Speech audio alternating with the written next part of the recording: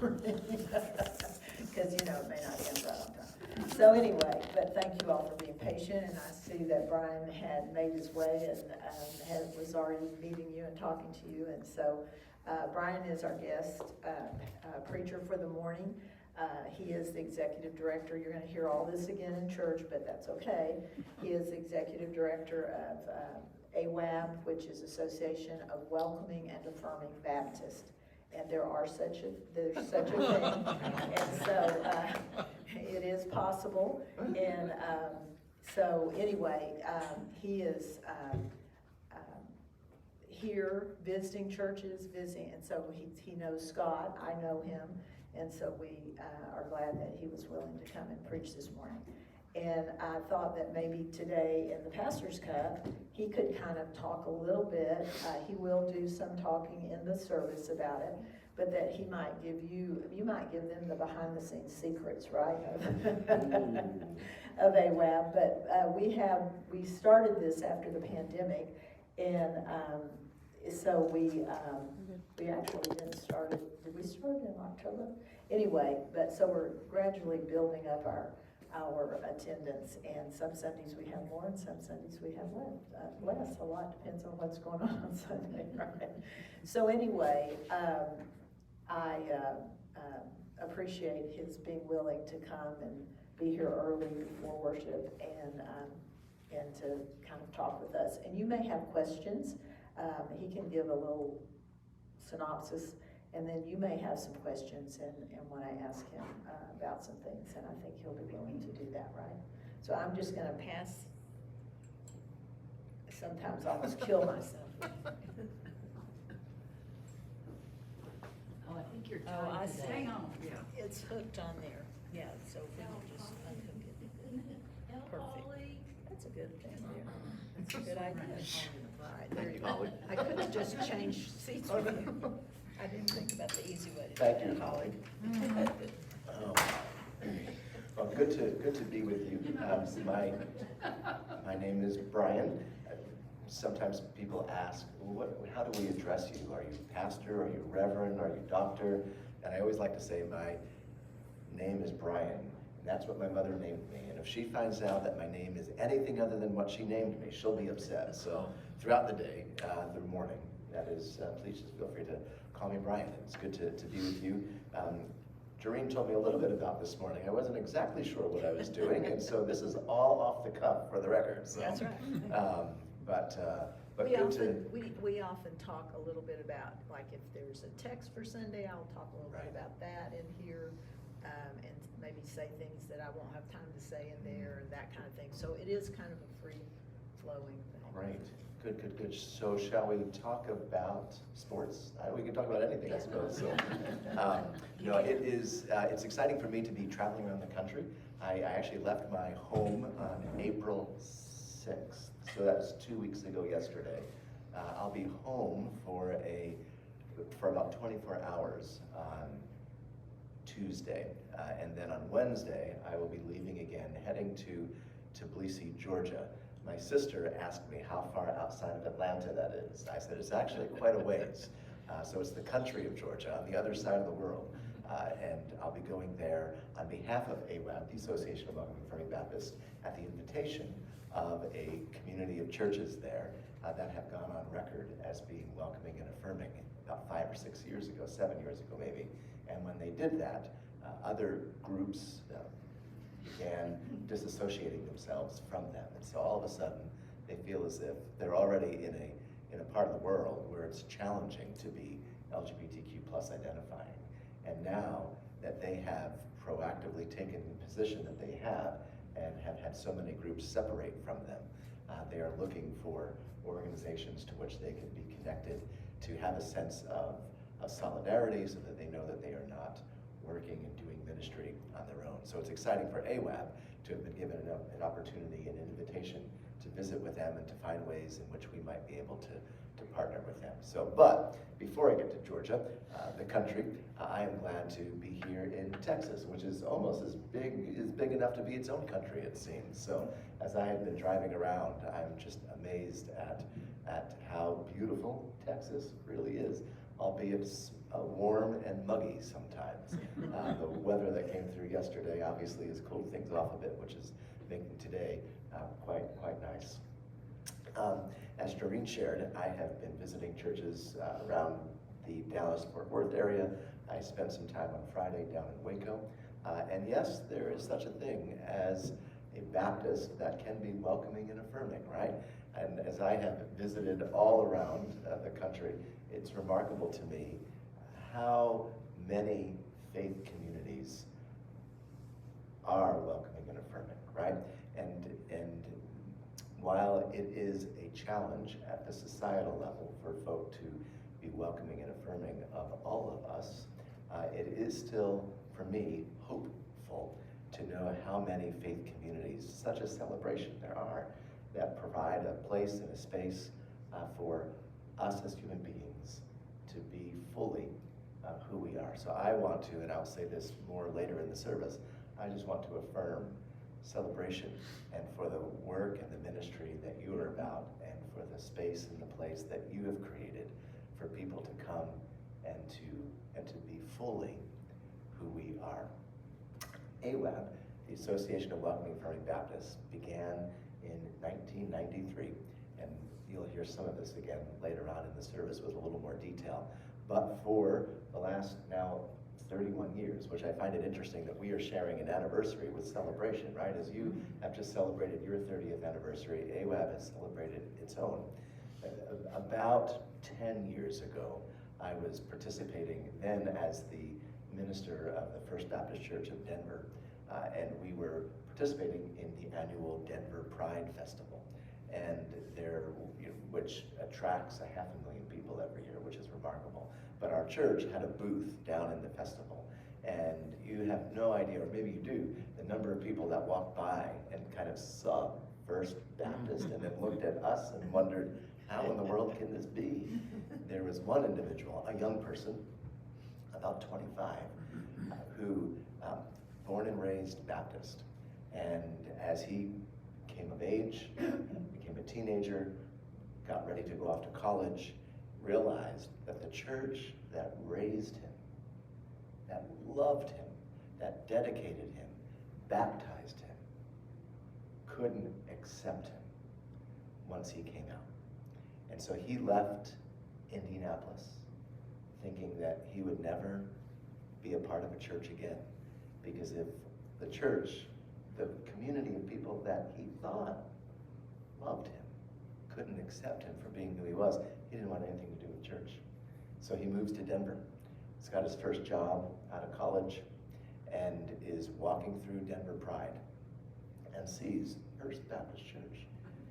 And he looks at us and he's like, can this really be? I mean, I was born and raised Baptist, but they told me I couldn't be who I was because I'm gay. And we said, no, you can be who you are. And the end of that story is this individual, 2 Sundays later, came and visited and found that he really could be a part of a church, and he wanted to be a part of a church. And a year later, and this sounds pretty radical, and you may be wondering, this isn't maybe best practices for a church, but a year later, he became the moderator of our congregation. And 5 years later, concluded his moderatorship. And I tell you, there were a few folk who were a part of the church, who had been a part of the church for years, who thought, we don't know, he might be too young to be the moderator.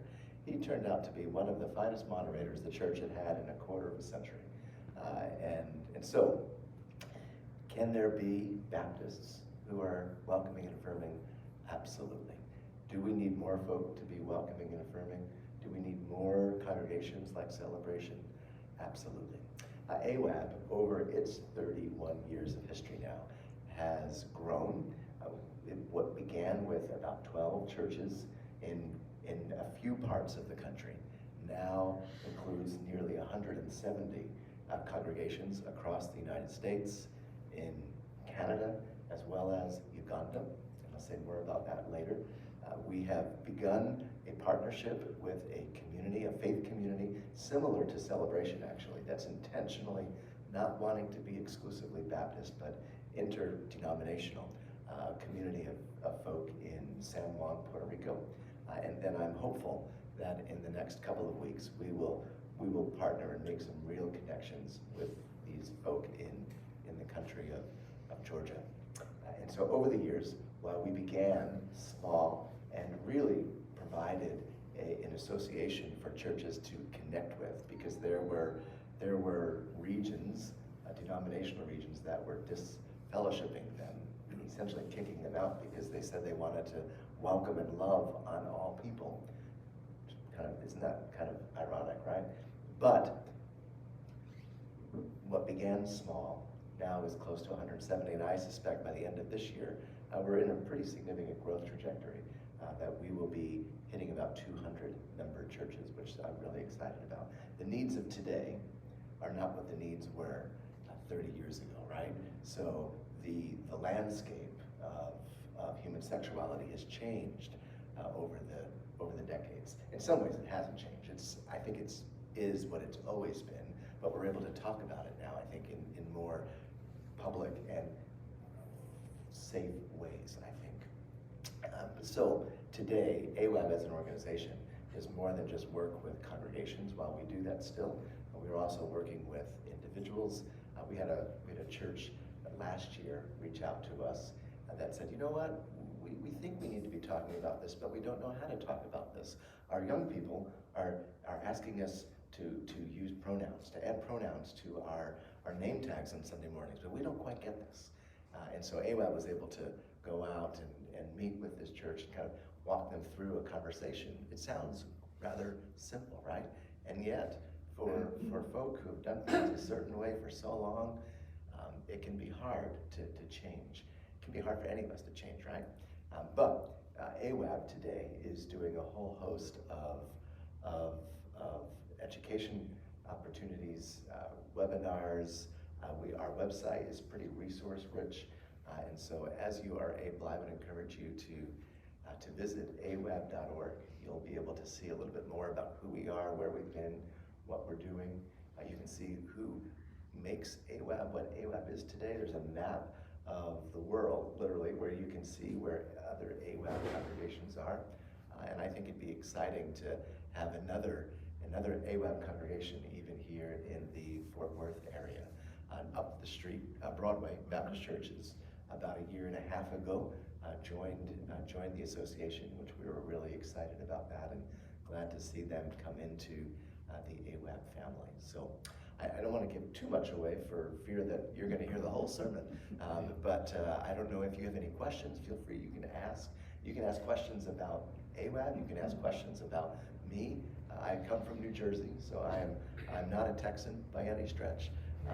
Some folks say I don't even sound like I'm from New Jersey, and I think, well, that's part of my problem. Who am I? I don't know who I am sometimes. So, but I come from New Jersey, currently live in Denver, Colorado, where I'm glad to have been here, even though we had another flood-like event yesterday with all the rain, right?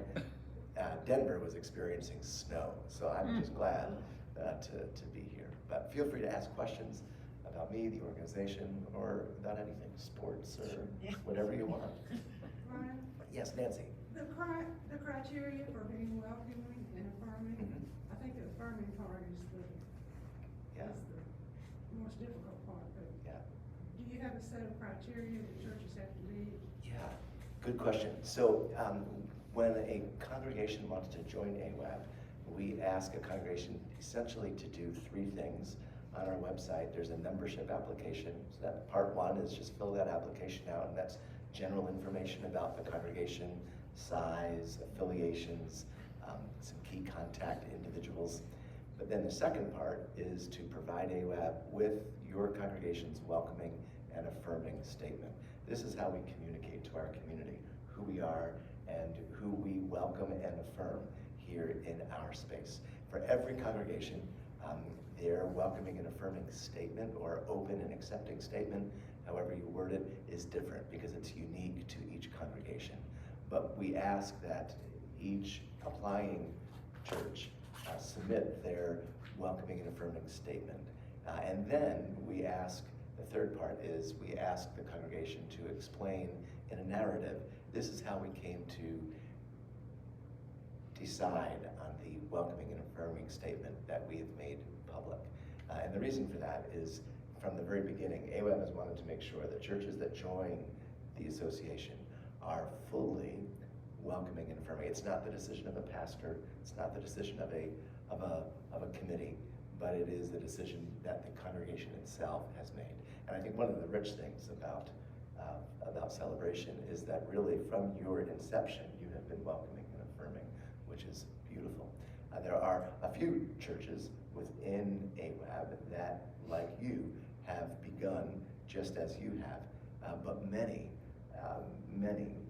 are congregations that have had to go through that process of saying, hey, you know what, it may have been that they had a staff member come out, or it may have been that longtime members of the church, they have a daughter or a son who's come out. So all of a sudden the church has to kind of grapple with, who are we going to be? Can we be welcoming and affirming of everyone? And so every church, their journey is different. But for Celebration, I would say it would be quite simple. Nancy, kind of completing the application, sharing, this is how we let our community know, this is who we are, and who we welcome in the life of our congregation, and then this is how we came to be who we are.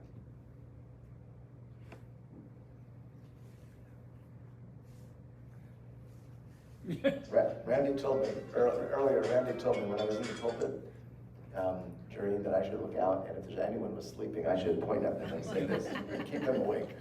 Yeah, that's what I do every week. That's right. Yesterday, Yeah. you graced us with your presence at Scott's house, and Scott Green is a board member of AWAB. Did you already mention that this morning? I don't think I said that. So Scott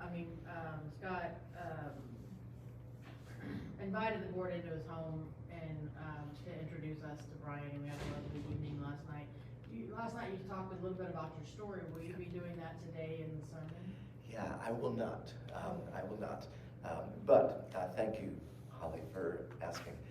So if you're wondering, I am an individual who identifies as being a gay man, or a man who is gay. My own story is a long one, in that it took me nearly 30 years to come out of the proverbial closet, right? I was born and raised in a loving family. I was born in a community that I didn't realize how conservative it was until I moved away and went to college. I also, all of my elementary, middle school, and first year of high school went to a conservative Baptist academy, where I was taught this is how you're supposed to be and how you're not supposed to be. Especially when it came to boys are supposed to like girls and girls are supposed to like boys, and that's how it is. As I came into my own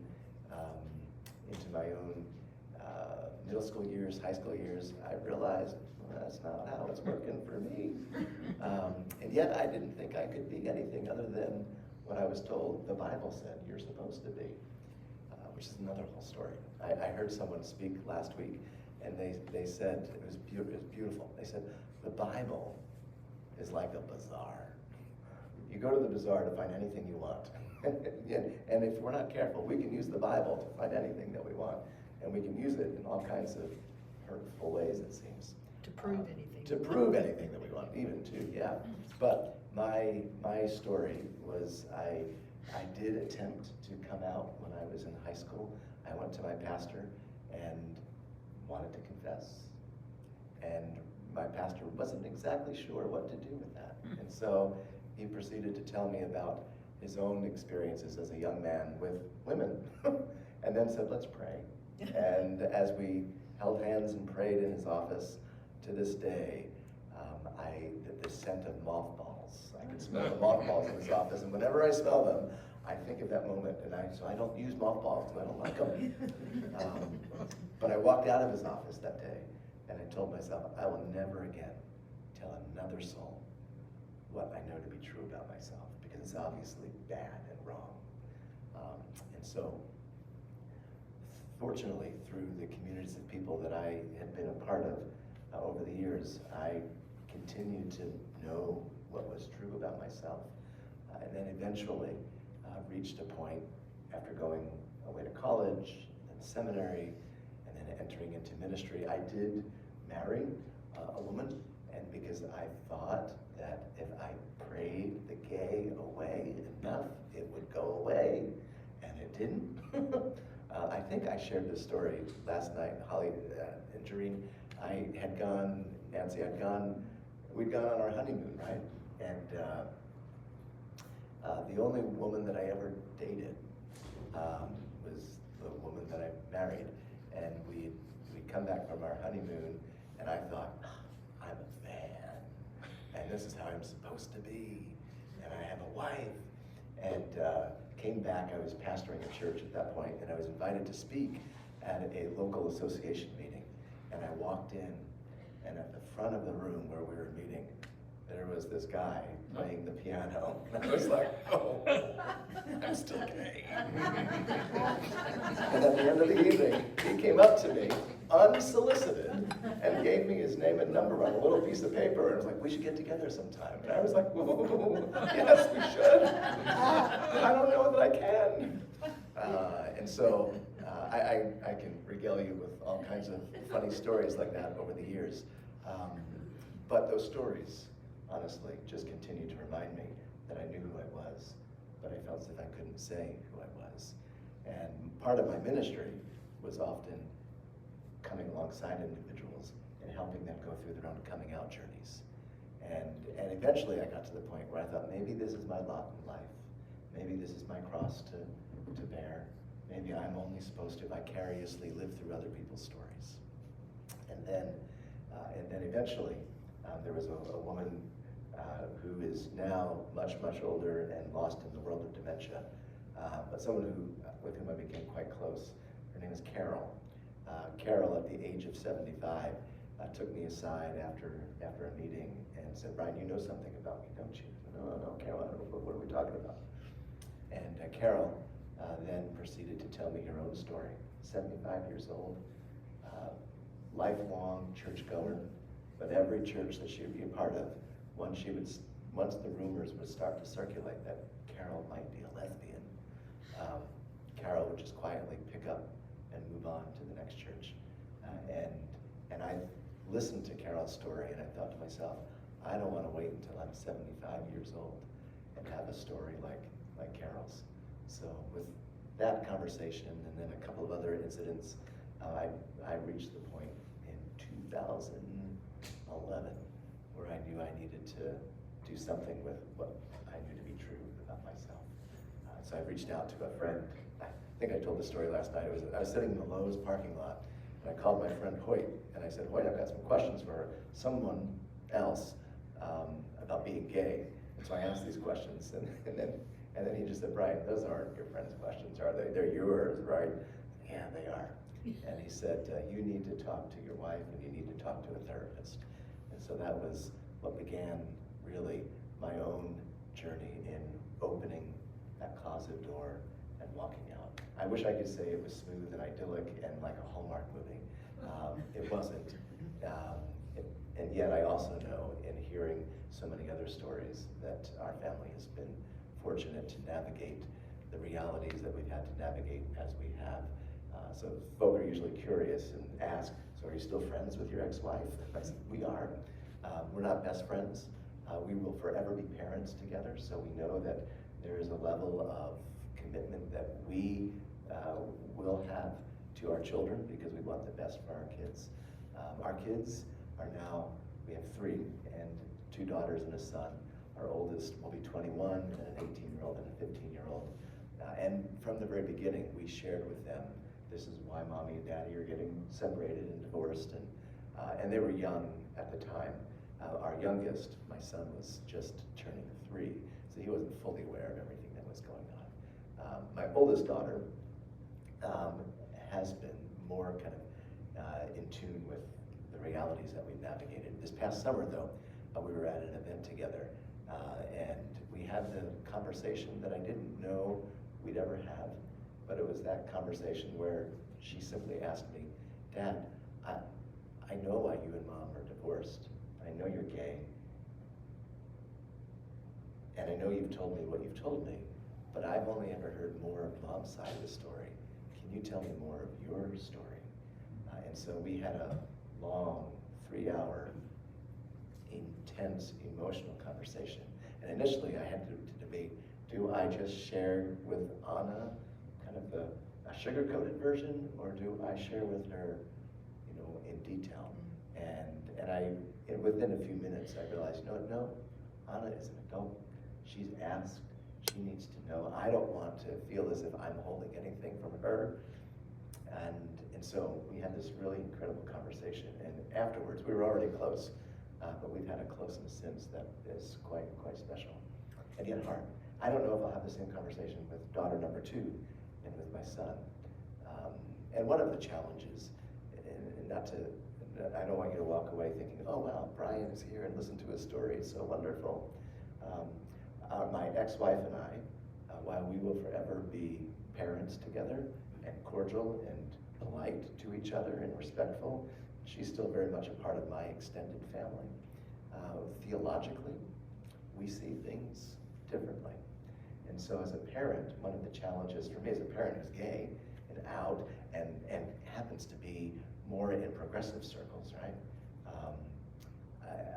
I have to trust that my children, as they know our family story, as they become of age, they will make their own decisions and conclusions and find their own way in life. And yet sometimes it's hard to be navigating faith in life when theologically parents see things differently. So your ex-wife's church is not part of it? So my ex-wife's church is not a part of it. Well, although here's the funny thing. So this is I mean we're close enough. The church that my ex-wife is a clergy person as well. She was called to a church outside of Cleveland, Ohio, and I had to record a sermon at one point for AWAD for another church, and so Tara allowed me to record the sermon in the sanctuary of her church, which the sanctuary of her church in Ohio her church hosted the meeting about 30 years ago when the Ohio region that she was a part of made the decision that they were not going to let welcoming and affirming churches be a part of their region. So it's just kind of interesting how sometimes ironically experiences are ironic. Yeah, I was gonna say, we have a woman that was in our church, and she's told her story to us, and she said that first she grew up Baptist and she knew she couldn't be who she was, and so she decided if she would become Episcopalian, then when she was baptized, she wouldn't be a lesbian anymore. And so she said, I came out of the water and it was like, I'm still a lesbian. So then she joined another church, and she thought, when I get baptized there, I won't be a lesbian. And she said, every time I came up out of the water, I was a lesbian. So anyway, it's a challenge, isn't it? And it's just a